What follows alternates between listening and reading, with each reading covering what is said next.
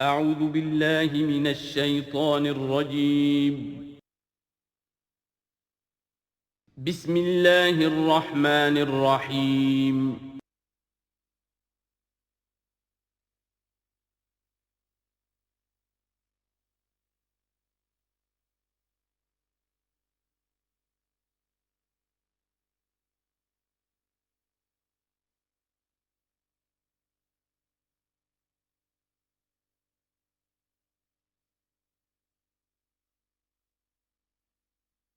نحمده ونصلي على رسوله الكريم اما بعد فاعوذ بالله من الشیطان الرجیم بسم اللہ الرحمن الرحیم ایها الذین آمنوا انفقوا مما رزقناکم من قبل ان یأتی یوم لا بیع فیہ ولا خلة ولا شفاعة والکافرون هم الظالمون اللہ لا الہ الا ہو الحی القیوم لا تأخذہ سنة ولا نوم لہ ما فی السماوات وما فی الارض من ذا الذی یشفع عنده الا بإذنہ یعلم ما بین ایدیہم وما خلفہم ولا یحیطون بشیء من علمہ الا بما شاء وسع کرسیہ السماوات والارض ولا یؤودہ حفظہما وہو العلی العظیم صدق اللہ العظیم رب اشرح لی صدری ویسر لی امری واحلل عقدۃ من لسانی یفقہوا قولی۔ تقریباً 2 رکوعوں پر مشتمل معاملہ طالوت و جالوت کا وہ ہم پڑھ چکے ہیں، اور یہ گویا کہ اب غزوہ بدر کے لیے ذہنی اور نفسیاتی تیاری ہو رہی ہے، اور غزوات کے لیے جیسا کہ میں نے عرض کیا جہاں سرفروشی کی ضرورت ہے وہاں انفاق مال کی بھی ضرورت ہے، تو اب یہاں بڑے زوردار انداز میں پھر انفاق کی طرف توجہ دلائی جا رہی ہے۔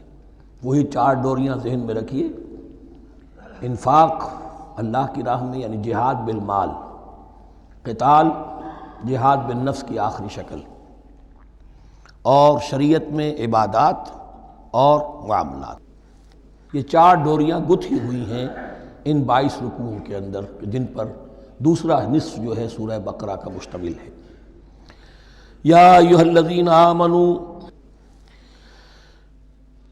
انفقوا مما رزقناکم من قبل ان یأتی یوم لا بیع فیہ ولا خلة ولا شفاعة، اہل ایمان خرچ کر دو ان چیزوں میں سے کہ جو اللہ نے تمہیں دی ہیں، اس سے پہلے کہ وہ دن آ دھمکے جس دن نہ کوئی خرید و فروخت ہوگی، نہ کوئی دوستی کام آئے گی، نہ کوئی شفاعت مفید ہوگی۔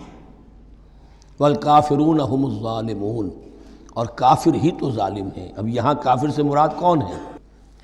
کافر اصطلاحی نہیں، کافر معنوی، جو اللہ کے اس حکم انفاق کی تعمیل نہیں کرتا، دیکھتا ہے کہ دین مغلوب ہے، اس کو غالب کرنے کی جد و جہد ہو رہی ہے، اس کی کچھ تقاضے ہیں، مالی ضرورتیں ہیں اس کی، اور اللہ نے اسے قدرت دی ہے، اس میں خرچ کر سکتا ہے اور نہیں کرتا، وہ ہے اصل کافر۔ اس کے بعد وہ آیت آ رہی ہے جو قرآن حکیم کی عظیم ترین آیت ہے، حضور فرمان نبوی صلی اللہ علیہ وسلم، آیت الکرسی۔ اس کا تو نام بھی چونکہ معروف ہے، میں نے جو آپ کو بڑے بڑے حکمت کے موتی اور بڑے بڑے پھول آپ کو گنوائے ہیں، آیت الآیات، آیت البر، آیت الاختلاف، اور اب یہ ہے آیت الکرسی، توحید کے عظیم ترین خزانوں میں سے ہے۔ ہی سیدۃ آیات القرآن، حضور نے فرمایا یہ تمام آیات قرآنی کی سردار ہے۔ جس طریقے سے آیہ بر اور سورۃ العصر میں ایک نسبت ہے کہ ہدایت اور نجات کی شرائط ساری کی ساری ایک چھوٹی سی صورت میں اللہ نے جمع کر دی، والعصر ان الانسان لفی خسر الا الذین آمنوا وعملوا الصالحات وتواصوا بالحق وتواصوا بالصبر، لیکن اس کی تفصیل ایک آیت میں آئی، وہ آیت البر ہے۔ چنانچہ جو منتخب نصاب ہم نے مرتب کیا ہے دعوت قرآن کے لیے، میں پہلا درس سورۃ العصر کا ہے اور دوسرا درس آیت البر کا ہے۔ جو نسبت سورۃ العصر میں ہے کہ وہ سورت ہے، یہ آیت ہے، لیکن اس آیت میں کئی صورتیں نکل سکتی ہیں حجم کے اعتبار سے سورۃ العصر کے برابر۔ یہی نسبت ہے سورہ اخلاص میں، 4 آیتیں، توحید کا عظیم ترین خزانہ. اور یہ آیت الکرسی، یہ آیت ہے. سورہ اخلاص اس میں 4 بن جائیں گی حجم کے اعتبار سے، لیکن اسے حضور نے ثلث قرآن قرار دیا ہے. توحید کے موضوع پر جامع ترین سورۃ الاخلاص، لیکن توحید اور خاص طور پر توحید فی الصفات کے موضوع پر عظیم ترین آیت یہ آیت الکرسی ہے. اللہ لا الہ الا ہو، اللہ وہ معبود برحق ہے جس کے سوا کوئی الہ نہیں. بڑا کیٹیگوریکل. الحی القیوم، وہ زندہ ہے از خود اور با خود، اس کی زندگی مستعار نہیں ہے. وہ جو کہا ہے کہ مانگ کے لائے تھے 4 دن، 2 آرزو میں کٹ گئے 2 انتظار میں، عمر دراز مانگ کے لائے تھے. اللہ کی زندگی ہے اس کی از خود زندگی، کسی کی دی ہوئی نہیں، اور اس زندگی میں کوئی ضعف نہیں، کوئی کمزوری نہیں، کوئی احتیاج نہیں. آگے آ جائے گا، نہ اسے نیند آتی ہے نہ اونگ آتی ہے. قیوم، خود اپنی جگہ وہ زندہ جاوید ہستی ہے، اور باقی ہر شے کا وجود اس کے حکم سے قائم ہے. کوئی شے قائم نہیں ہے بغیر اس کے اذن کے. تو گویا کہ احد اور الصمد، اللہ اپنی جگہ احد لیکن باقی پوری کائنات کے لیے صمد ہے. جو سورہ اخلاص میں 2 الفاظ آئے ہیں، قل هو اللہ احد اللہ الصمد. اللہ حی ہے اور قیوم ہے. لا تأخذہ سنۃ ولا نوم، اس پر غالب نہیں ہو سکتی نہ نیند نہ اونگ. لہو ما فی السماوات و ما فی الارض، آسمانوں اور زمین میں جو کچھ ہے اسی کا ہے. ملکیت تامہ، ملکیت حقیقی اس کی ہے. من ذا الذی یشفع عندہ الا باذنہ، کون ہے وہ جو شفاعت کر سکے اس کے پاس مگر اس کی اجازت سے. اب یہ مقام آیا ہے سورہ بقرہ میں پہلی مرتبہ. 3 مرتبہ کیٹیگوریکل ڈینائل کے بعد کوئی شفاعت نہیں، کوئی شفاعت نہیں، کوئی شفاعت نہیں. یہاں بھی جو انداز ہے بہت ہی جلالی انداز ہے. من ذا الذی، کس کی یہ حیثیت ہے، کس کا یہ مقام ہے، کس کو یہ زور حاصل ہے کہ وہ اپنے اختیار کے بل پر، کہ اپنی حیثیت کی بنیاد پر شفاعت کر سکے. ہاں، جس کے لیے اللہ اجازت دے دے. استثناء کے ساتھ شفاعت کا یہاں پر پہلی مرتبہ آیا، ورنہ سورہ بقرہ کے 6 رکوع کی دوسری آیت وَاتَّقُوا يَوْمًا لَا تَجْزِي نَفْسٌ عَن نَفْسٍ شَيْئًا وَلَا يُقْبَلُ مِنْهَا شَفَاعَةٌ وَلَا يُؤْخَذُ مِنْهَا عَدْلٌ وَلَا هُمْ يُنصَرُونَ. 15ویں رکوع کی دوسری آیت وَاتَّقُوا يَوْمًا لَا تَجْزِي نَفْسٌ عَن نَفْسٍ شَيْئًا وَلَا يُقْبَلُ مِنْهَا عَدْلٌ وَلَا تَنفَعُهَا شَفَاعَةٌ وَلَا هُمْ يُنصَرُونَ. اور اب اس سے پہلے کی آیت میں آ چکا ہے وَلَا شَفَاعَةٌ، کوئی شفاعت مفید نہیں ہوگی. لیکن یہ کہ اس میں ایک استثناء ہے. اب یہ ذرا باریک مسئلہ ہے کہ شفاعت حقہ کیا ہے، شفاعت باطلہ کیا ہے. تو دورہ ترجمہ قرآن میں اتنی تفاصیل کے ساتھ بحث نہیں کی جا سکتی، وہ ایک علیحدہ موضوع ہے. حال ہی میں نے اس پر اپنے درس ریکارڈ کرا دیے ہیں. یعلم ما بین ایدیہم وما خلفہم، وہ جانتا ہے جو کچھ ان کے سامنے اور جو اس کو پیچھے ہے. عام طور پر دنیا میں ہم سفارش کرتے ہیں تو کہتے ہیں کہ بھئی میں جانتا ہوں اس شخص کو بہتر. اصل میں جیسا کچھ یہ نظر آتا ہے ویسا نہیں ہے، یا جیسا کچھ فیکٹس آن دی فائل آ گئے ہیں وہ بڑے ہی ڈیسیونگ ہیں. اصل حقائق کچھ اور ہیں اس کیس کے، وہ میں آپ کو بتاتا ہوں. یہ بات اللہ کے سامنے کون کہہ سکتا ہے، جبکہ اللہ تو جانتا ہے جو کچھ ان کے سامنے اور جو کچھ ان کے پیچھے ہے. اور ان کا حال یہ وَلَا يُحِيطُونَ بِشَيْءٍ مِّنْ عِلْمِهِ إِلَّا بِمَا شَاءَ، اور وہ احاطہ کر ہی نہیں سکتے اللہ کے علم سے کسی شے کا سوائے اس کے جو اللہ چاہے. باقی ہر ایک کے پاس علم جو ہے اللہ کا عطائی علم ہے، دیا ہوا علم ہے، محدود علم ہے. بڑے سے بڑا رسول ہو، بڑے سے بڑا ولی ہو، بڑے سے بڑا فرشتہ ہو. لا علم لنا الا ما علمتنا، ہم پڑھائیں 4 رکوع میں. تو کون کہہ سکتا ہے من ذا الذی یشفع عندہ الا باذنہ یعلم ما بین ایدیہم وما خلفہم ولا یحیطون بشیء من علمہ الا بما شاء وسع کرسیہ السماوات والارض. اس کی کرسی تمام آسمانوں اور زمین کو محیط ہے. اب کرسی کے 2 مفہوم یہاں ہو سکتے ہیں. ایک تو یہ کہ اس سے جو معنی مراد ہے یعنی اس کا اقتدار، اس کی قدرت، اس کا جبر، اس کا اختیار، یہ اتھارٹی پوری کائنات کو. ایک یہ بھی ہو سکتا ہے کہ اللہ تعالیٰ کے لیے ہم نہیں جان سکتے، یہ آیات متشابہات میں سے ہیں کہ کوئی شے بھی ہو واقعتاً جس کو ہم اسے کرسی کہہ سکیں. عرش، کرسی، ان سب کے بارے میں یہ دونوں باتیں ذہن میں رکھیے. یہ بھی ہو سکتا ہے کہ ان کی کوئی مجسم حقیقت ہو جو ہمارے ذہن سے ہمارے تخیل سے ماورا ہے، اور یہ بھی ہو سکتا ہے اس سے استعارہ مراد ہو۔ اس کا اقتدار و اختیار آسمانوں اور زمین پر چھایا ہوا ہے۔ ولا یؤودہ حفظہما، اور اسے تکان طاری نہیں ہوتی، اس پر گراں نہیں گزرتا ان دونوں کا تھامنا، ان دونوں کی حفاظت، آسمانوں کی اور زمین کی۔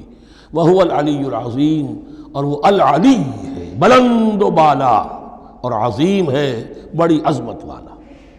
یہ آیت الکرسی سیدۃ آیات القرآن، تمام آیات قرآنی کی سردار، اور توحید الہی کا ایک بہت بڑا خزانہ۔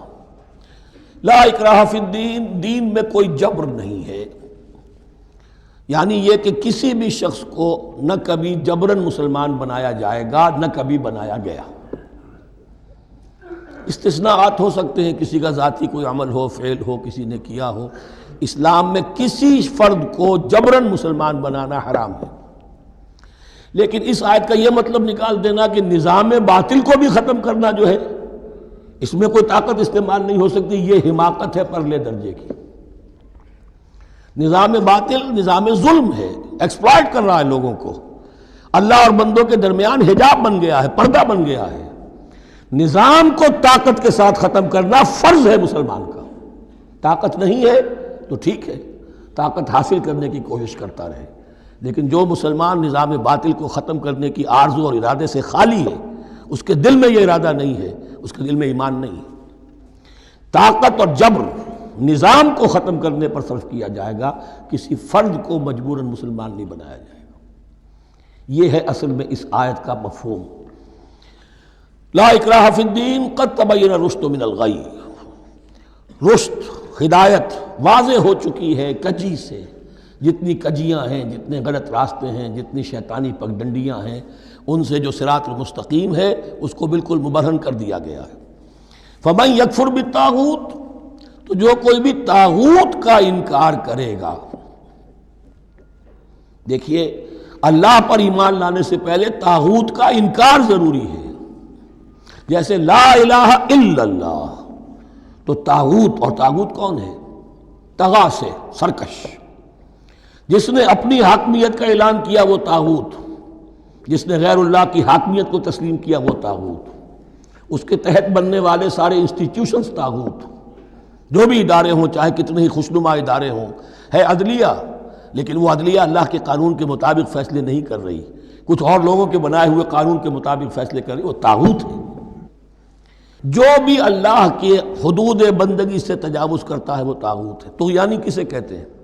پانی دریا کی حدوں میں بہہ رہا ہے، لیکن جب وہ اپنی حدوں سے نکلا طغیانی پہ ہے۔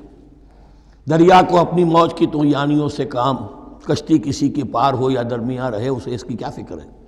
تو طغا اور بغا، یہ دونوں بڑے قریب کے الفاظ ہیں، بغاوت اور طغیانی۔ فمن یکفر بالطاغوت، طاغوت کا انکار، جو کوئی کفر کرے طاغوت کے ساتھ، وَيُؤْمِن بِاللَّهِ، اور پھر اللہ پر ایمان لائے۔ طاغوت سے بھی دوستی، اللہ پر بھی ایمان، اللہ کے دشمنوں سے بھی یارانہ، اور اللہ کے ساتھ بھی وفاداری کا دعویٰ، یہ چیز نہیں چل سکتی، یہی منافقت ہے۔ یکسو ہو جاؤ، حنیفاً مسلماً، فقد استمسک بالعروۃ الوثقی، جس شخص نے یہ کام کر لیا، طاغوت کی نفی اور اللہ پر ایمان، اس نے تو مضبوط کنڈا تھام لیا۔ تو سمجھئے کہ اگر کوئی شخص کسی جہاز، سمندری جہاز میں عرشے پر سے گر جائے، تیرنا بھی نہ آتا ہو، کسی طرح ہاتھ پاؤں مار کر وہ کسی کنڈے کے اوپر اگر ہاتھ اس کا پڑ گیا، تو اب وہ سمجھتا ہے کہ اس کو میں نہیں چھوڑوں گا، میری جان اسی سے وابستہ ہے، زندگی اسی سے ہے۔ تو وثقہ، وہ کنڈا اگر کمزور ہے تو پھر گیا، وہ اس کے وزن سے کنڈا ہی نکل گیا، لیکن وہ کنڈا کہ جو مضبوط ہے، فقد استمسک بالعروۃ الوثقی، اس نے تو بڑے مضبوط کنڈے پر ہاتھ ڈال دیا ہے، یعنی طاغوت کا انکار اور اللہ پر ایمان، اس نے تھام لیا ہے بہت مضبوط کنڈا۔ اسی لیے ایک حدیث میں آتا ہے اوثق العریٰ کلمۃ التقویٰ، یہ جو عروہ کی جمع ہے عریٰ، اور وثقہ اوثق جو ہے اس کا مذکر ہوگا۔ تمام کنڈوں میں سب سے بڑا مضبوط کنڈا جو ہے وہ تقویٰ کا کنڈا ہے، اس کو تھامو مضبوطی کے ساتھ۔ لا اکراہ فی الدین قد تبین الرشد من الغی فمن یکفر بالطاغوت ویؤمن باللہ فقد استمسک بالعروۃ الوثقی لن انفصام لہا، وہ کبھی علیحدہ ہونے والا، ٹوٹنے والا نہیں ہے، یہ کنڈا بہت مضبوط ہے۔ واللہ سمیع علیم، اللہ سب کچھ سننے والا، جاننے والا ہے۔ اللہ ولی الذین آمنوا یخرجہم من الظلمات الی النور، ایمان در حقیقت ایک دوستی کا رشتہ قائم کرتا ہے اللہ اور بندے کے درمیان۔ اللہ ولی ہے اہل ایمان کا، یہ ولایت باہمی ہے، دو طرفہ ولایت ہے۔ بندہ اللہ کا ولی بن جائے، ولی اللہ، الا ان اولیاء اللہ لا خوف علیہم ولا هم یحزنون، اللہ بندے کا ولی ہے، دوستی دو طرفہ ہے۔ اللہ ولی الذین آمنوا یخرجہم من الظلمات الی النور، اللہ پشت پناہ ہے، مددگار ہے، دوست ہے ان کا کہ جو ایمان لائے اور انہیں نکالتا رہتا ہے ظلمات، اندھیروں کے مختلف شیڈز میں سے نور کی طرف۔ یہ آپ نوٹ کریں گے قرآن میں نور ہمیشہ تنہا آتا ہے، واحد، انوار کا لفظ قرآن میں نہیں ہے۔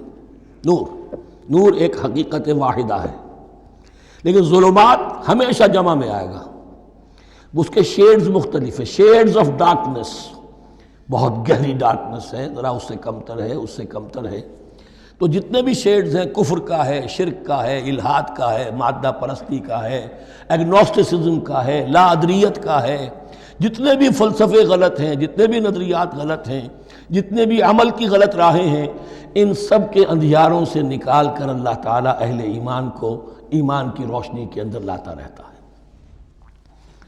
والذین کفروا اولیاءہم الطاغوت، ان کے برعکس جنہوں نے کفر کیا ان کے پشت پناہ اور ساتھی اور مددگار ہیں اب طاغوت۔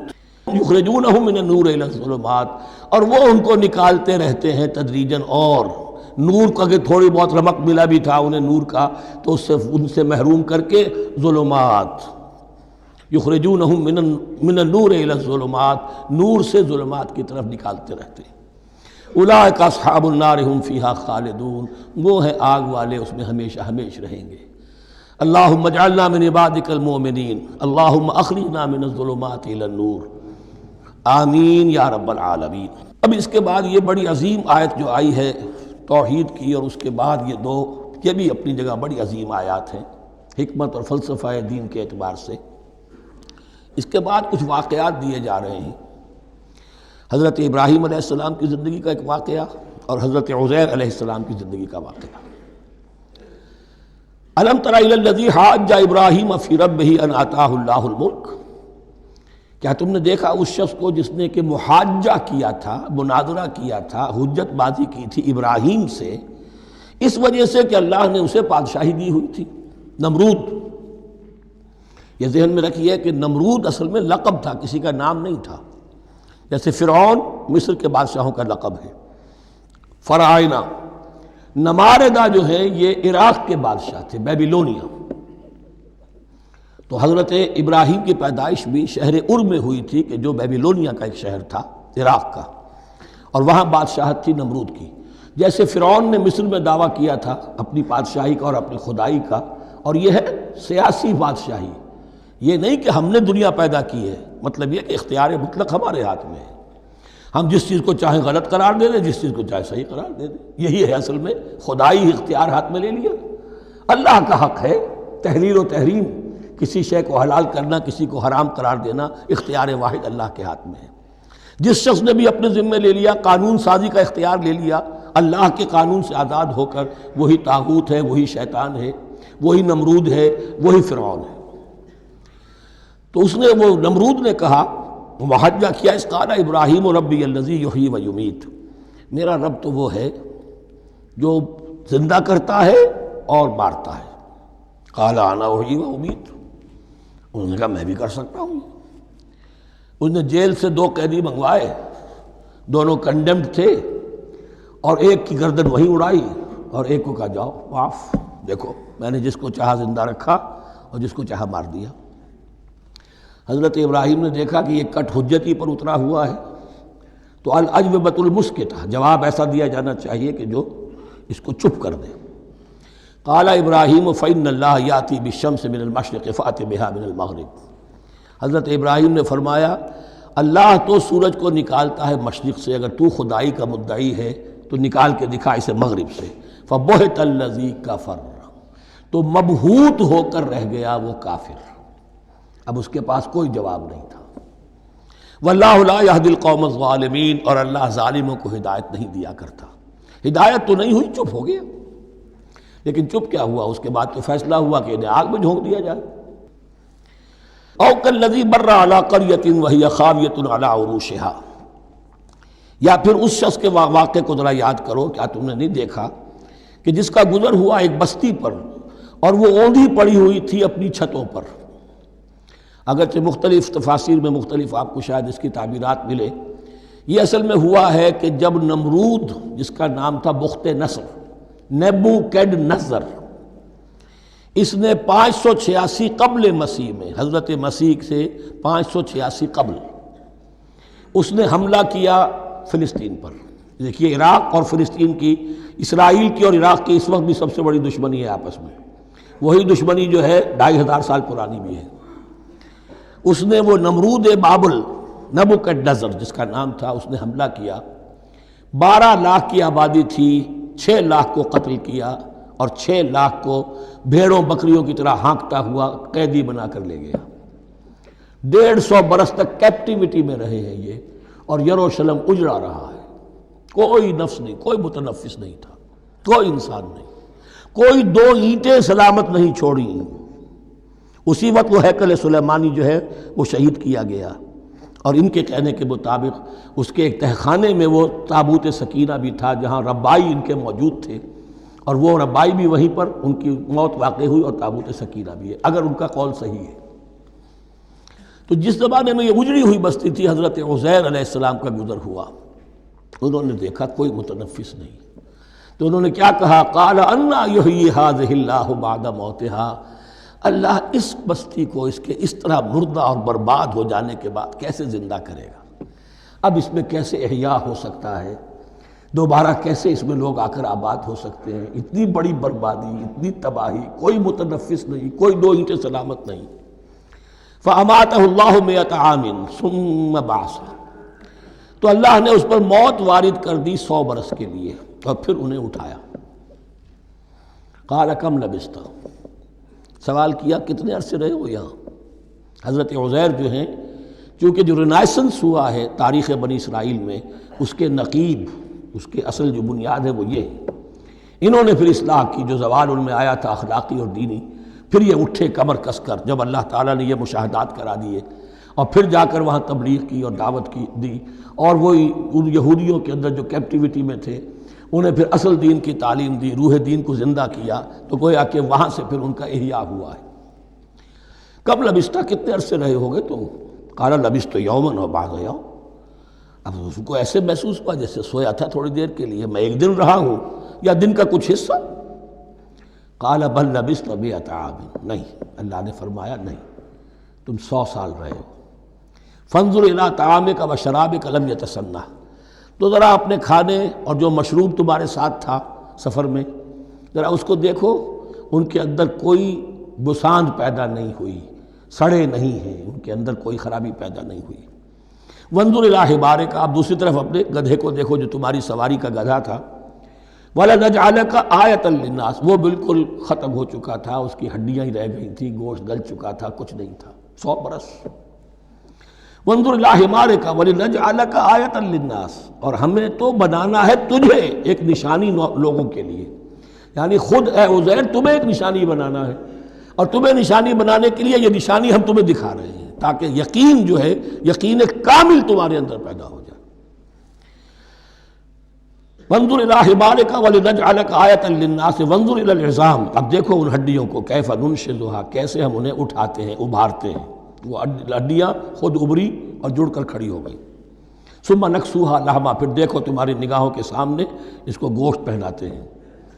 فلما تبین لہ، جب یہ سب اس کے سامنے واضح ہو گئی بات، مشاہدہ بھی کر لیا، قال اعلم ان اللہ علی کل شیء قدیر، ان کا میں نے پوری طرح جان لیا، مجھے پورا یقین قابل حاصل ہو گیا کہ اللہ ہر شے پر قادر ہے، یعنی وہ اس اجڑی ہوئی بستی کو بھی دوبارہ آباد کر سکتا ہے۔ جو میں نے سمجھا تھا کہ اب یہ کیسے آباد ہوگی، یہ بات نہیں ہے، یہ آبادی اللہ تعالیٰ کے اختیار میں۔ چنانچہ اس کے بعد ہوا، اس لیے کہ اس کے بعد واقعہ تو یہ ہوا کہ جو ایران کا بادشاہ تھا کیخورس یا سائرس، ذو جن کو کہ قرآن مجید ذوالقرنین کہتا ہے، جن کا تذکرہ سورہ کہف میں آئے گا۔ پھر آپ کو معلوم ہے کہ یہ پیلسٹائن، ادھر عراق کے بعد ایران، دشمنیاں تو تھیں کہ خورس نے حملہ کیا بابل پر، عراق پر، اور دشمن کا دشمن دوست ہوتا ہے، تو یہودیوں کو اجازت دے دی، کیپٹیوٹی سے اجازت دے دی، جاؤ تم واپس جاؤ، اپنا شہر دوبارہ بناؤ۔ چنانچہ وہ گئے اور پھر انہوں نے جا کر وہاں پر 136 سالوں میں ان کی دوبارہ جو ہے یہ بستی بسی، اور پھر یروشلم کو انہوں نے آباد کیا، اور پھر انہوں نے وہاں ہیکل سلیمانی دوبارہ بنایا، جس کو وہ سیکنڈ ٹیمپل کہتے ہیں۔ وہ سن 70 عیسوی میں ٹائٹس رومن جنرل کے ہاتھوں تباہ ہوا تھا، جو اب تک تباہ ہوا پڑا ہے۔ 1927 برس سے ان کا کعبہ زمیں بوس ہے، یہ نوٹ کر لیجئے اس بات کو۔ اسی لیے آگ لگی ہوئی ہے آج دنیا بھر کے یہودیوں کے دلوں میں۔ اب تو ہماری حکومت ہے وہاں پر، ہم اپنا یہ جو بھی کچھ یہاں پر اس احاطے میں بنا دیا گیا ہے سب کو ختم کریں گے اور اپنا ہیکل سلیمانی بنائیں گے۔ اس کے برو پرنٹس بن چکے ہیں، نقشے بن چکے ہیں، ہر چیز تیار ہے۔ بس کسی دن کوئی ایک دھماکہ ہوگا، کوئی بم جو ہے کہیں پر پلانٹ کیا جائے گا، خبر آ جائے گی کہ کسی فینیٹک نے کہیں وہاں پر جا کر رکھ دیا، جیسے ایک فینیٹک گیا تھا مسجد الخلیل میں اور 70 مسلمانوں کو شہید کر کے خود بھی اس نے خودکشی کر لی تھی، اور ڈاکٹر تھا، امریکن ڈاکٹر گولڈسٹین۔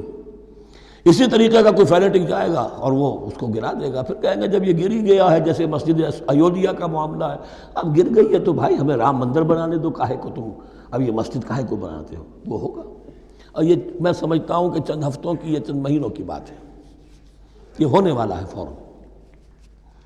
بہرحال یہ تو ہو گیا حضرت عزیر کا قصہ۔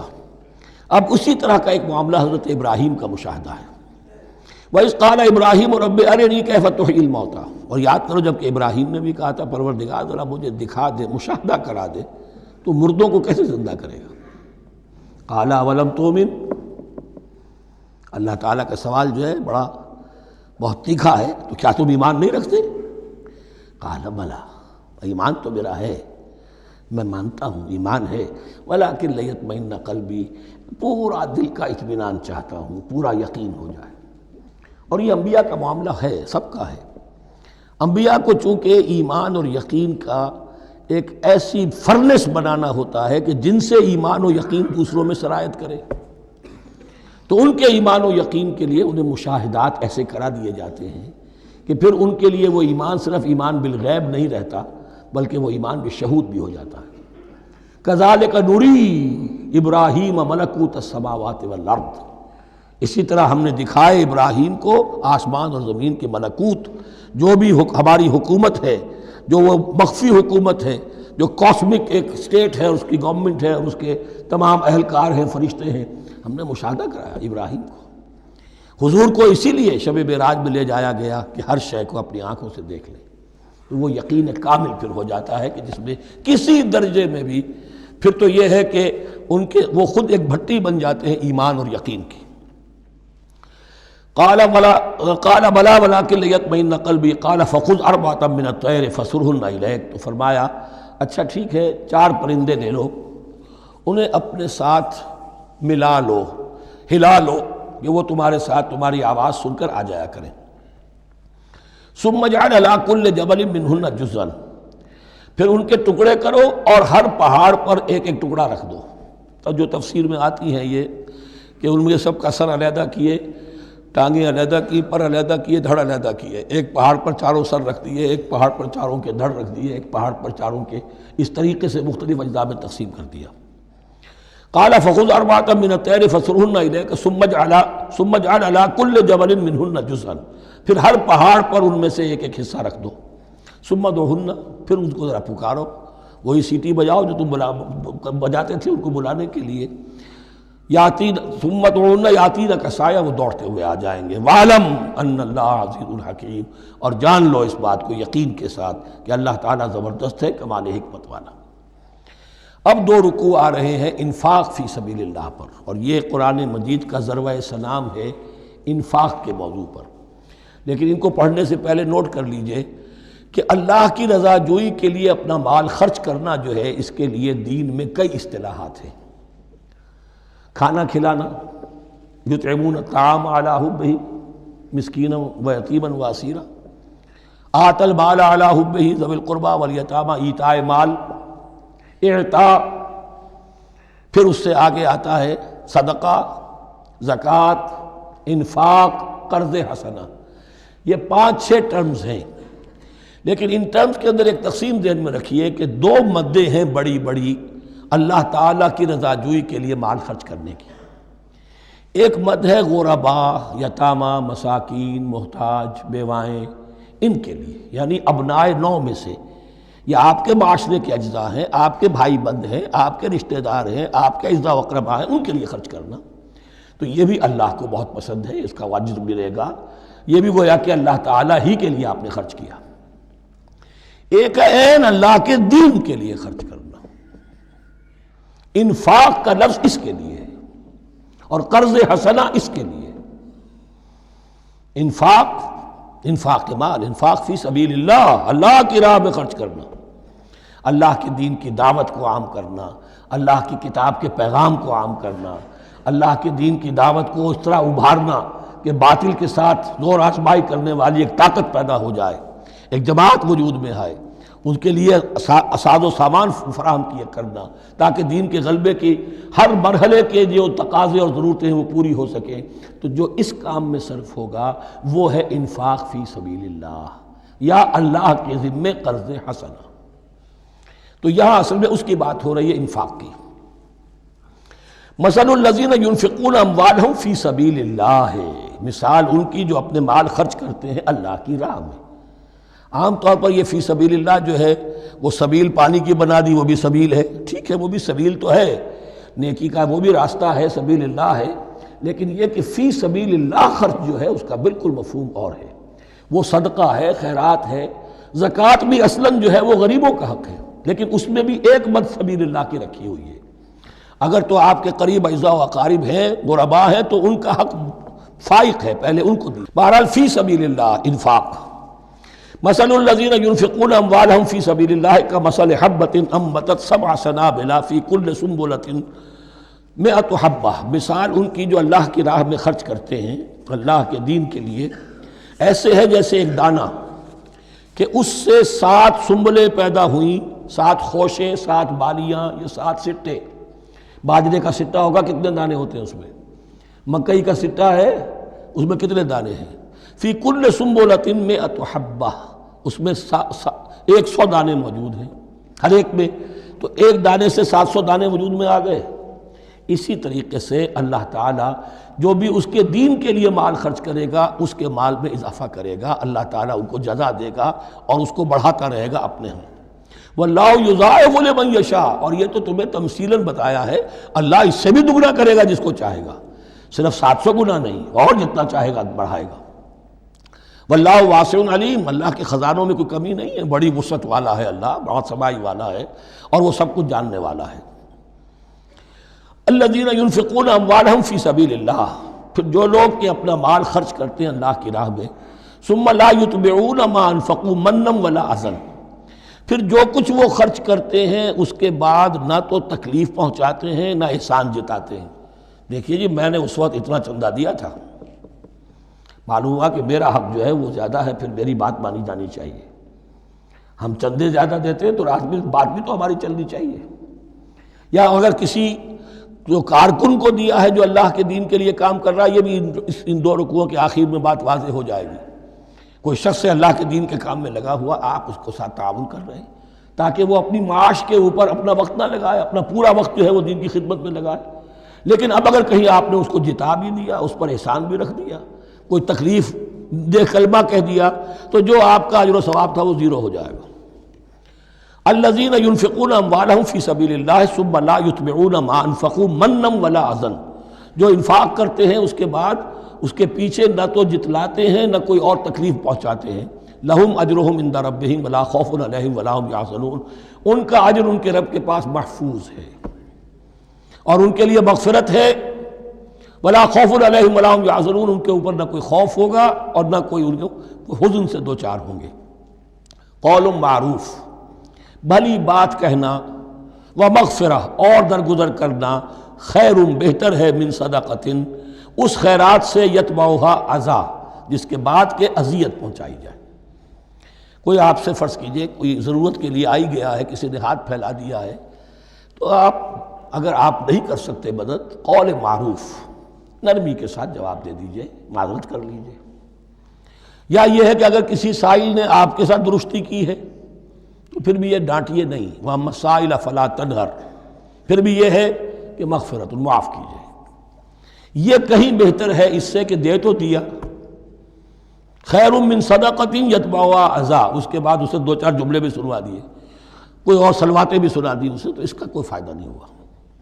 واللہ غنی حلیم، اللہ تعالیٰ غنی ہے اور حلیم ہے۔ یہ کیوں کہا گیا کہ تم اگر کسی کو دے رہے ہو تو اصل میں اللہ کو دے رہے ہو۔ ایک حدیث میں آتا ہے کہ اللہ تعالیٰ اپنے بندے سے شکایت کرے گا، اے میرے بندے تیرے پاس مال تھا، میں نے تجھ سے مال طلب کیا تھا، میں بھوکا تھا، میں نے تجھ سے روٹی مانگی، تو نے مجھے کھلایا نہیں۔ بندہ کہے اللہ تو غنی ہے، تجھے بھوک، تجھے احتیاج، کہ وہ جو میرا بندہ تھا جو بھوکا تھا، اس نے جو مانگا تھا تجھ سے وہ میں ہی تھا، اصل میرا بندہ تھا۔ الخلق عیال اللہ، تجھ سے کھانے کو نہیں دیا تمہیں، تو گویا کہ مجھے نہیں دیا۔ اے میرے بندے میں ننگا تھا، میں نے تجھ سے میں چاہا کہ میرا سطر ڈھانپ دے، مجھے کوئی لباس دے دے، لیکن یہ کہ تو نے نہیں دیا۔ یہ اسی طریقے سے تو سمجھ لیجئے کہ اللہ تو غنی ہے، جو دے رہے ہو سمجھ لو کہ اللہ کو دے رہے ہو، اور حلیم ہے، وہ حلم والا ہے، فوراً نہیں پکڑتا تمہیں۔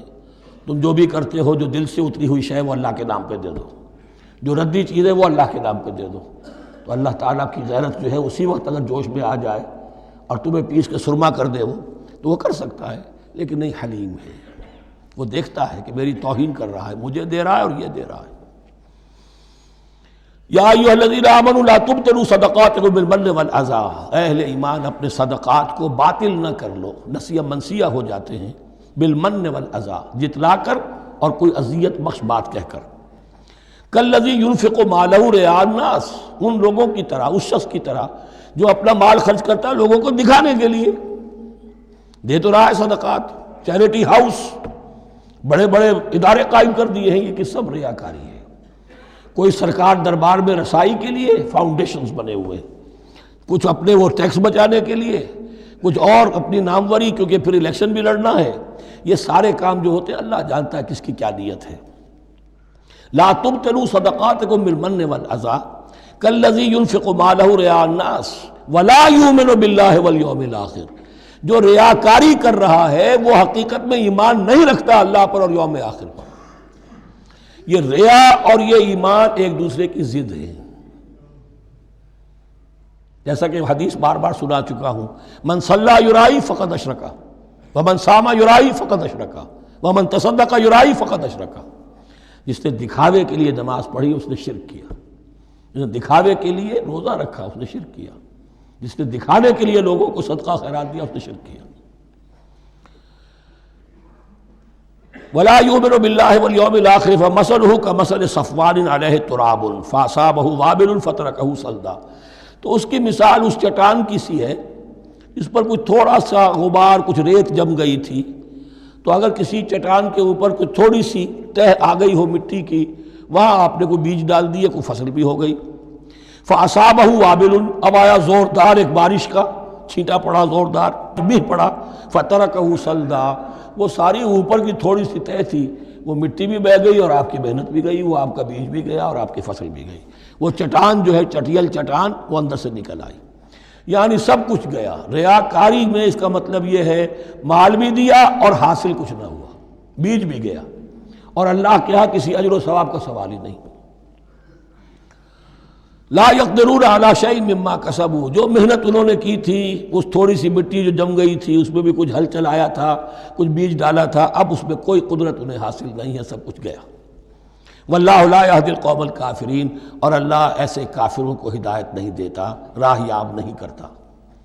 ومثل الذین ینفقون اموالہم ابتغاء مرضات اللہ، اس کے برعکس وہ لوگ، وہی سائملٹینیس کنٹراسٹ، جب ایک ریاکاری کے خرچ کے لیے وہ ایک مثال دی گئی، تمثیل اور تشبیہ دی گئی، تو اب جو واقعتاً اللہ تعالیٰ کے اجر و ثواب کے لیے خلوص و اخلاص کے ساتھ خرچ کرتا ہے اس کے لیے بھی مثال۔ ومثل الذین ینفقون اموالہم ابتغاء مرضات اللہ، اور مثال ان لوگوں کی جو خرچ کرتے ہیں اپنے مال اللہ کی رضا جوئی کے لیے، خوشی حاصل کرنے کے لیے، وَتَثْبِيتًا مِّنْ أَنفُسِهِمْ، اور اپنے عزم کی پختگی کے ساتھ، اپنے نفس کی پختگی کے ساتھ، کَمَثَلِ جَنَّةٍ، ان کی مثال اس باغ کی ہے بِرَبْوَةٍ، جو ذرا بلندی پر ہے، باغ ہے، جیسا کہ میں نے عرض کیا نیچرل باغ کا یہی تصور ہوتا تھا، ذرا اونچائی پر جو ہے پلانٹیشن ہے، ندی بہہ رہی ہے کوئی دامن میں جس سے خود بخود اس کو اریگیشن ہو رہی ہے، کَمَثَلِ جَنَّةٍ بِرَبْوَةٍ، یہیں سے یہ قادیانیوں نے لفظ ربوہ لے کر اور اپنا وہ شہر بنایا ہے پاکستان میں۔ اصابہ وابل، اب اگر اس باغ کے اوپر زوردار منہ آ جائے خوب بارش برسے، فآتت اکلھا ضعفین، تو اس کا پھل جو ہے دگنا ہو جائے گا۔ فإن لم يصبها وابل فطل، اور اگر زوردار میہ نہ آئے، بارش نہ برسے، تو تھوڑا بہت چھینٹا بھی پڑے گا تب بھی اس کا تو بہرحال پھل جو ہے وہ برقرار رہے گا۔ واللہ بما تعملون بصیر، اور جو کچھ تم کر رہے ہو اللہ تعالیٰ اس کو دیکھ رہا ہے۔ دروں بینی کرتے رہا کرو کہ تم یہ بال جو خرچ کر رہے ہو واقعتاً خلوص دل کے ساتھ، اخلاص نیت کے ساتھ اللہ ہی کے لیے کر رہے ہو، کہیں اس میں کوئی اور جذبہ، کہیں تمہارا غیر شعوری طور پر کوئی جذبہ شامل نہ ہو جائے، تو انٹراسپیکشن ہو، اپنے غریبانوں میں جھانکتے رہو۔ اَیَوَدُّ أَحَدُکُمْ أَن تَکُونَ لَهُ جَنَّةٌ مِّن نَخِیلٍ وَأَعْنَابٍ تَجْرِی مِن تَحْتِهَا الْأَنْہَارُ، کیا تم میں سے کوئی شخص پسند کرے گا کہ اس کا ایک باغ ہو اور کھجور کا درخت ہو اس میں، اور انگور کی بیلیں بھی ہوں، اور اس کے دامن میں ندیاں بہتی ہوں، نیچرل اریگیشن بھی ہے، کھجور کے درخت بھی ہیں، اور بیلوں کی ٹٹیاں لگی ہوئی ہیں انگوروں کی، اور انگوروں کی بیلیں ہیں۔ لہو فیہا من کل الثمرات، اس کے لیے اس باغ میں ہر طرح کا میوہ ہے۔ فاصابہ الکبر، اب اس پر بڑھاپا بھی طاری ہو گیا ہے۔ وَلَهُ ذُرِّيَّةٌ ضُعَفَاءُ، اور اس کی اولاد ہے ابھی چھوٹی عمر کی، کم سن ہے، کمزور ہے۔ فَأَصَابَهَا إِعْصَارٌ، کہ اچانک اس باغ کے اوپر ایک ایسا بگولا، ایک ایسی آندھی آئی جس میں آگ ہے، فِيهِ نَارٌ، کوئی ایسا آگ بھری آندھی آئی، فَأَصَابَهَا إِعْصَارٌ فِيهِ نَارٌ فَاحْتَرَقَتْ، پورا کا پورا باغ جل کر جلس کر رہ گیا۔ کذالک یبین اللہ لکم الآیات لعلکم تتفکرون، اس طرح اللہ تعالیٰ تمہارے لیے اپنی آیات کو واضح کرتا ہے تاکہ تم تفکر کرو۔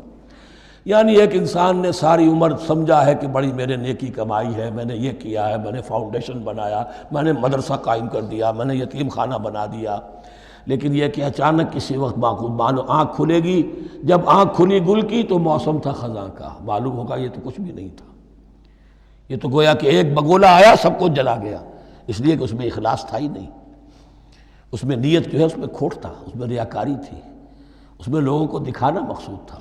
پھر حال وہی ہوگا جس طرح کہ وہ بوڑھا اب کفِ افسوس مل رہا، اب کیا کرے، بوڑھا ہو چکا ہے، دوبارہ تو باغ لگا نہیں سکتا، لہذا جب وہ موت آ جائے گی تو گویا کہ اب اس کے لیے موقع نہیں ہے کہ دوبارہ کوئی کام اور کر سکے۔ یا ایھا الذین آمنوا انفقوا من طیبات ما کسبتم ومما اخرجنا لکم من الارض، اے ایمان والو خرچ کرو، اللہ کے لیے دینا ہے، اللہ کے دین کے لیے دینا ہے، اللہ کے نام پر دینا ہے۔ من طیبات ما کسبتم، جو چیز تم نے کمائی ہے اس کی اچھی چیز، پاکیزہ چیز، بہتر چیز تو، ومما اخرجنا لکم من الارض، اور جو کچھ ہم نے نکالا تمہارے لیے زمین سے۔ اب زمین سے ظاہر بات ہے جو بھی نباتات آ رہی ہے، چاہے وہ کوئی چراہ گاہ ہے تو اس کے اندر سے جو ہے وہ بھی ہریاول ہے تو اللہ نے پیدا کی ہے، کھیت کے اندر آپ نے محنت کی ہے، ہل چلایا ہے، بیج ڈالے ہیں، لیکن یہ کہ فصل کا اگانا تو آپ کے کام ہاتھ نہیں ہے، وہ تو اللہ کے ہاتھ میں ہے۔ تو جو کچھ ہم نے نکالا ہے تمہارے لیے، وَمِمَّا أَخْرَجْنَا لَكُم مِّنَ الْأَرْضِ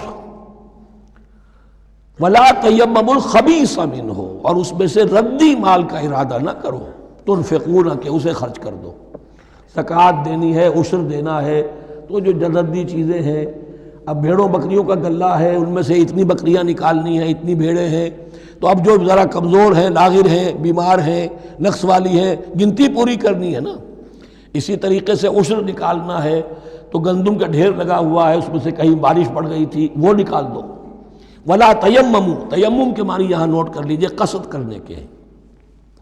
ولا تیمموا الخبیث منہ، کہ اس میں سے جو ردی مال ہے جو ناپسند ہے اس کا قصد نہ کرو، تنفقون کہ اسے خرچ کرو، وَلَسْتُمْ بِآخِذِيهِ اور تم ہرگز نہیں ہوگے اس کو لینے والے۔ ایسا بھی تو ہو سکتا ہے کہ تم محتاج ہو جاؤ اور تمہیں ضرورت پڑ جائے، پھر اگر تمہیں کوئی ایسی چیز دے گا تو تم قبول نہیں کرو گے۔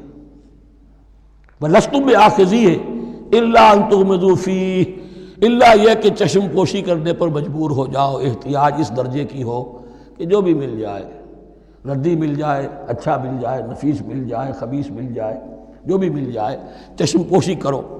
اس کے سوا آدمی جو ہے وہ اپنے طیب خاطر کے ساتھ جو ہے وہ ردی شے قبول نہیں کر سکتا۔ وَاعْلَمُوا أَنَّ اللَّهَ غَنِيٌّ حَمِيدٌ، پھر دیکھیے غنی کا لفظ، جو کچھ دے رہے ہو یہ نہ سمجھو کہ اسے دے رہے ہو، محتاج کو دے رہے ہو، ضرورت مند کو دے رہے ہو، بلکہ یوں سمجھو کہ اللہ کو دے رہے ہو۔ وَاعْلَمُوا أَنَّ اللَّهَ غَنِيٌّ حَمِيدٌ، جان لو کہ اللہ تعالیٰ غنی ہے اور حمید ہے۔ حمید یعنی اپنی ذات میں خود محمود۔ ایک کسی شے کی اچھائی یا حسن یا کمال ایسا ہوتا ہے جسے ظاہر کیا جائے، دیکھو بھائی اس میں یہ خوبصورتی ہے، اور ایک وہ خوبصورتی ہوتی ہے جو از خود ظاہر ہے۔ حاجت مشاطہ نیست صورت دل آرام را، تو اللہ تعالیٰ اتنا ستودہ صفات ہے، اتنا محمود ہے اپنی ذات میں کہ وہ خود بخود محمود ہے، اسے کسی حمد کی حاجت نہیں ہے، از خود محمود ہے۔ الشیطان یعدکم الفقر ویامرکم بالفحشاء، دیکھو شیطان تمہیں ڈراتا ہے اور تمہیں اندیشہ دلاتا ہے فقر کا، مت خرچ کرو، رکھو، کیا پتہ کیا کل کون سا وقت تم پر آ جائے۔ وَيَأْمُرُكُمْ بِالْفَحْشَاءِ اور تمہیں حکم دیتا ہے بے حیائی کے کاموں کا۔ وَاللَّهُ يَعِدُكُمْ مَغْفِرَةً مِّنْهُ وَفَضْلًا اور اللہ وعدہ کر رہا ہے تم سے اپنی طرف سے مغفرت کا اور فضل کا۔ اب دیکھ لو، رخ روشن کے آگے شمع رکھ کر وہ یہ کہتے ہیں ادھر جاتا ہے دیکھیں یا ادھر پروانہ جاتا ہے۔ اب شیطان کی طرف جانا چاہتے ہو، اس کی بات ماننا چاہتے ہو، خوف رکھتے ہو کہیں ایسا نہ ہو جائے کہ فقر آ جائے مجھ پر، مجھے اپنا مال سنبھال کر رکھنا چاہیے، سینت رکھنا چاہیے، تو تم شیطان کی چال میں آ گئے، تم نے اس کی پیروی کی۔ اور اگر تم نے اپنا اللہ کی راہ میں خرچ کر دیا، اللہ پر اعتماد کرتے ہوئے، وہ میری ساری حاجتیں پوری کرے گا، آج کر رہا ہے کل کرے گا انشاءاللہ۔ تو یہ ہے واللہ یعدکم مغفرۃ منہ وفضلا واللہ واسع علیم، اللہ بہت وسعت والا ہے، اس کے خزانوں کی کوئی محدودیت کا تصور اپنے ذہن میں نہ رکھو، اور سب کچھ جاننے والا ہے۔ یؤتی الحکمۃ من یشاء، لیکن یہ باتیں حکمت کی ہیں، ایک ہے ظاہر ایک ہے باطن۔ باطن جو ہے وہ حکمت سے نظر آتا ہے، ظاہر تو سب کو نظر آ رہا ہے۔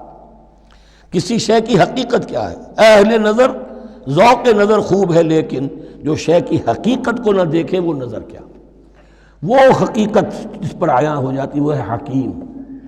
اور حکمت اصل میں نام ہے انسان کے عقل اور شعور کی پختگی کا۔ جب محکم ہو گئی عقل، اس کا شعور پختہ ہو گیا، استحکام اسی سے بنا ہے حکمت۔ یؤتی الحکمت، اللہ تعالیٰ یہ فہم کی پختگی، عقل کی پختگی، شعور کی پختگی، حقائق رسی، حقائق تک پہنچ جانے کی صلاحیت دیتا ہے جس کو چاہتا ہے۔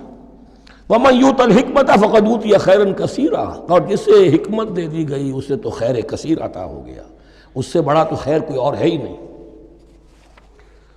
وَمَا يَذَّكَّرُ إِلَّا أُولُو الْأَلْبَابِ، اور نہیں نصیحت حاصل کر سکتے مگر وہی لوگ جو ہوش مند ہیں، جو اولو الالباب ہیں، عقل مند ہیں۔ لیکن جو دنیا پر ریجھ گئے ہیں، جن کے سارا دلی اطمینان اسی پر ہے کہ کافی ہے، بینک بیلنس بھی ہے، یہ بھی ہے، وہ بھی ہے، اتنے سٹاکس بھی ہیں، اتنا یہ بھی ہے، اتنا ہمارا جو ہے وہ جو بیلنس شیٹ آئی ہے اس کے ایسیٹس یہ ہیں، اگر اسی پر سارا بھروسہ اور اطمینان ہے تو ظاہر بات ہے وہ اولو الالباب نہیں ہے۔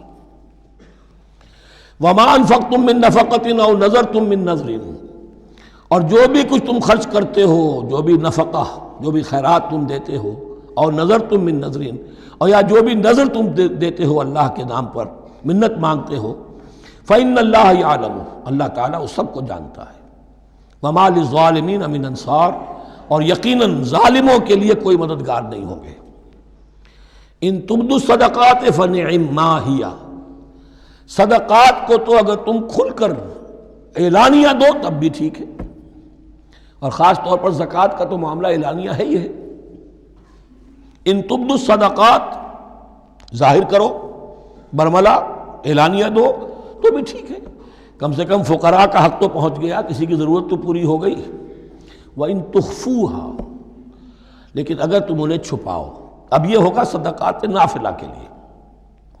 ایک جو صدقات جو ہیں کہ جو لازماً دینے ہیں واجبہ، ان کو تو ان کے لیے اخفاء نہیں ہے، یہ دین کی حکمت کو ذہن میں رکھیے۔ فرض عبادات اعلانیہ ادا کی جائیں گی۔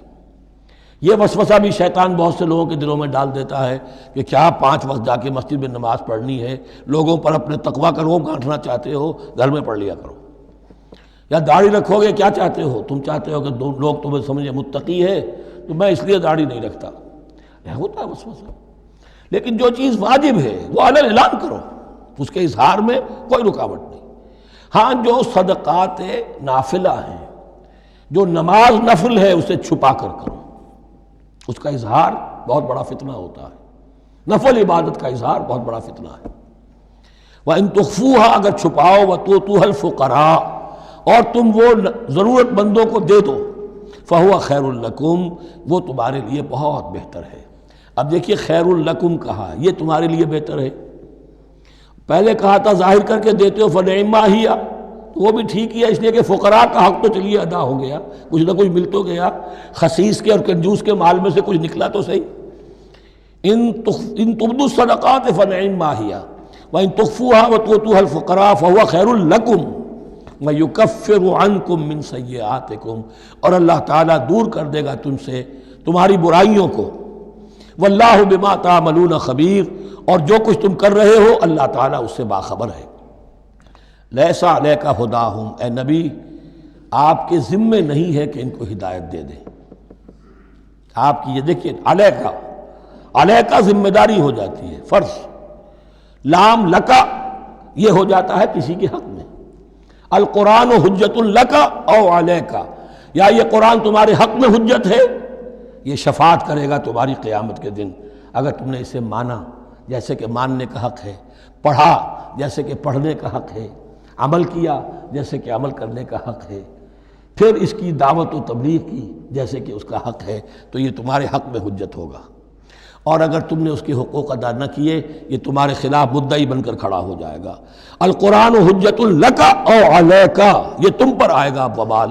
اے اللہ یہ بدبخت مجھے مانتا تھا کہ میں تیرا کلام ہوں، پڑھتا نہیں تھا، مجھے پڑھتا تھا تو جیسے کسی طوطا مینا کو، جو مولانا ماہر قاضی کی نظم ہے، کچھ بول سکھائے جاتے ہیں، رٹائے جاتے ہیں، اس طرح پڑھایا جاتا ہوں اور اس طرح سکھایا جاتا ہوں، وہ اس طریقے سے پڑھ رہے ہیں، کچھ پتہ نہیں۔ 1-2 روپے کا اخبار لائیں گے تو سمجھ کر پڑھیں گے، اللہ کی کتاب کو سمجھ کے پڑھنے کی ضرورت نہیں۔ پڑھا تو عمل نہیں کیا بدبخت نے۔ ما آمن بالقرآن من استحل محارمہ، تو لام اور علا کا یہ استعمال ذہن میں رکھیے۔ لیس علیک ہداہم، آپ پہ ذمہ داری نہیں ہے ان کی ہدایت کی، آپ پر ذمہ داری تبلیغ۔ ہم نے بھیجا ہے آپ کو، انا ارسلناک بالحق بشیرا ونذیرا ولا تسأل عن اصحاب الجحیم، یہ آیت ہم پڑھ چکے ہیں پہلے حصے میں۔ ولکن اللہ یہدی من یشاء، وہ تو اللہ تعالیٰ ہدایت دیتا ہے جس کو چاہتا ہے۔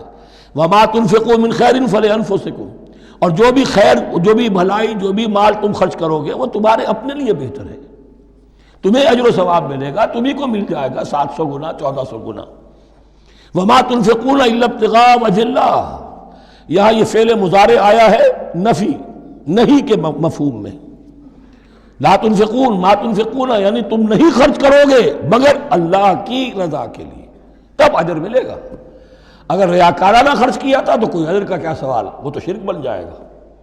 وما تنفقون الا ابتغاء وجہ اللہ وما تنفقوا من خیر یوفی الیکم وانتم لا تظلمون، اور جو بھی خیر تم خرچ کرو گے، خیر میں سے جو بھی دولت خرچ کرو گے، یوفی الیکم پورا تمہیں لوٹا دیا جائے گا، وانتم لا تظلمون، اور تم پر کوئی ظلم نہیں ہوگا، تمہاری کوئی حق تلفی نہیں ہوگی۔ اب آیا ہے آخری ٹیپ کا بند۔ انفاق فی سبیل اللہ کا سب سے بڑھ کر حقدار کون ہے؟ للفقراء الذین احصروا فی سبیل اللہ، وہ ضرورت مند کہ جو گھر کر رہ گئے اللہ کی راہ میں، جیسے اصحاب صفہ تھے، بیٹھے ہوئے ہیں، کوئی کام نہیں کر رہے، حضور سے علم سیکھ رہے ہیں، اور جہاں جہاں سے دعوت آ رہی ہے کہ حضور بھیجیے ہمارے ہاں کوئی مبلغین، وہاں سے ان کو بھیجا جا رہا ہے۔ اب وہ معاش کی جد و جہد کرتے تو یہ تعلیم کیسے حاصل کرتے؟ یا اسی طرح دین کی کوئی خدمت ہے، کوئی آپ نے تحریک اٹھائی ہے، اب اس میں آپ کو کچھ نہ کچھ کارکن تو چاہیے، ان کارکنوں کی بھی تو آخر معاش کا ہے درجہ۔ اگر وہ سارا 8 گھنٹے دفتروں میں کھائیں اور وہاں ڈانٹیں بھی سنیں افسروں کی، اور پھر 2 گھنٹے جانا 2 گھنٹے آنا، اب وہ کون سا وقت نکالیں گے دین کے کام کا؟ کیا کریں گے؟ کہاں سے وقت آ جائے گا؟ کچھ لوگ تو ہونے چاہیے جو ہمہ وقت لگ جائیں، لیکن ہمہ وقت تو لگ گئے، لیکن پیٹ تو ان کے بھی ہے، اولاد تو ان کے بھی ہوگی۔ للفقراء الذین احصروا فی سبیل اللہ، جو گھیرے میں آ گئے ہیں اللہ تعالیٰ کی راہ کی جد و جہد میں، جہاد فی سبیل اللہ کی سعی میں، وہ اس طریقے سے مصروف ہو گئے ہیں، لا یستطیعون ضربا فی الارض، اب وہ زمین میں گھوم پھر کر تجارت کرنے کی ان کے اندر ان کے پاس وقت ہی نہیں ہے، نہیں چل پھر سکتے زمین میں اپنی معاش کے لیے۔ یحسبهم الجاہل اغنیاء من التعفف، اب یہ اس طرح کے فقیر تو ہیں نہیں جو لپٹ کر مانگتے ہوں، انہیں عام طور پر جو ناواقف شخص ہے وہ سمجھتا غنی ہے، اس سے کوئی ضرورت ہی نہیں، اس نے کبھی مانگا ہی نہیں، لیکن اس نے مانگا اس لیے نہیں ہے کہ وہ اس طرح کا سائل نہیں ہے، اس طرح کا وہ سوالی نہیں ہے، وہ فقیر نہیں ہے، وہ تو اللہ کے دین کے لیے اپنے آپ کو اس نے لگا دیا ہے۔ یہ تمہارا کام ہے کہ دیکھو، یحسبهم الجاہل اغنیاء من التعفف، وہ جو مانگنے سے رک رہے ہیں اپنی عزت نفس کی حفاظت کی خاطر، اس کی وجہ سے ناواقف آدمی سمجھتے ہیں کہ تو غنی ہے، اسے کوئی ضرورت نہیں ہے۔ تعرفهم بسیماہم، تم پہچان لوگے انہیں ان کے چہروں سے۔ ظاہر بات ہے کہ فقر کا، احتیاج کا اثر چہرے پر تو آ جاتا ہے۔ اگر آپ کو نیوٹریشن صحیح نہیں مل رہی ہے تو ظاہر بات ہے چہرے پر اس کا اثر ہوگا۔ تعرفهم بسیماہم لا یسألون الناس الحافا، وہ لپٹ کر لوگوں سے سوال نہیں کرتے، مانگتے نہیں ہیں، وہ ان سائلوں کی طرح نہیں ہے جو اصل میں اپنی محنت وصول کرتے ہیں، کھڑے ہو کر آپ کے سر ہو کر آپ سے کچھ نہ کچھ نکلوا لیتے ہیں زبردستی، اس طریقے سے تو وہ نہیں مانگیں گے۔ یہ بات اہم مسئلہ ہے۔ اقامت دین کی جد و جہد میں جو لوگ ہمہ وقت لگ جائیں، آخر ان کے لیے کیا ذریعہ ہو؟ میں یہاں تفصیل میں نہیں جا سکتا، وقت بھی اس چنگ کا ختم ہو رہا ہے، لیکن یہ سمجھ لیجئے کہ یہ 2 رکوع جو ہیں انفاق کا پورا مضمون، اس کا کلائمیکس جو ہے وہ یہ آیت ہے، للفقراء الذین احصروا فی سبیل اللہ لا یستطیعون ضربا فی الارض یحسبهم الجاہل اغنیاء من التعفف تعرفهم بسیماہم لا یسألون الناس الحافا وما تنفقوا من خیر فإن اللہ بہ علیم۔ اور جو بھی تم دولت مال خرچ کرو گے تو اللہ تعالیٰ اس کے علم میں ہوگا، یہ نہ سمجھنا کہ اللہ کے علم میں نہیں ہے۔ خاموشی کے ساتھ، اخفاء کے ساتھ ایسے لوگوں کے ساتھ تعاون کرو گے تو اللہ تعالیٰ جو ہے تمہیں اس کا پورا بھرپور بدلہ دے گا۔ بارک اللہ لی و لکم فی القرآن العظیم ونفعنی و ایاکم بالآیات والذکر الحکیم۔